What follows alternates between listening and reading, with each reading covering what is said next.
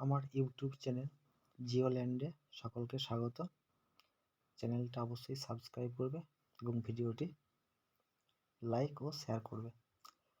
আমি ক্লাস 10-এর বহির্জাত প্রক্রিয়া ও তার দ্বারা সৃষ্ট ভূমিরূপ থেকে প্রথম 12টি কোশ্চেন আজ আলোচনা করব।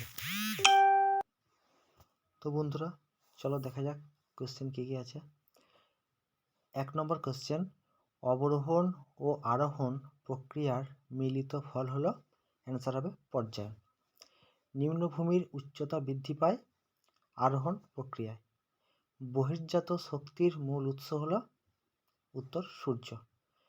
যে প্রক্রিয়ায় ভূপৃষ্ঠের উচ্চতা বৃদ্ধি পায় তাকে বলে কি না আরোহণ।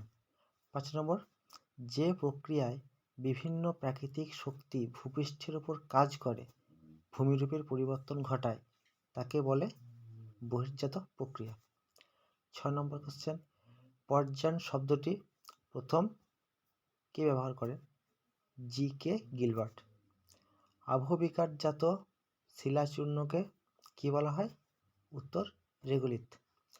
বহির্জাত শক্তির মধ্যে সবচেয়ে বেশি কার্যকরী শক্তি কোনটি? নদী।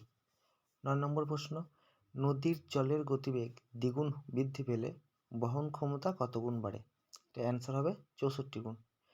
আচ্ছা, নেক্সট 10 নম্বর প্রশ্ন, শুষ্ক অঞ্চলের গিরিখাতকে কি বলে? ক্যানিয়ন।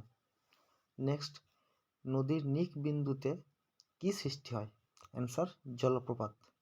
বিখ্যাত গ্র্যান্ড ক্যানিয়ন কোন নদীতে গড়ে উঠেছে? অ্যান্সার হবে কলোরাডো নদীতে। তো বন্ধুরা, যদি ভিডিওটি ভালো লাগে থাকে তাহলে অবশ্যই লাইক এবং শেয়ার করবে আর চ্যানেলটি সাবস্ক্রাইব করতে ভুলো না। দেখা হবে পরের ভিডিও। বাই।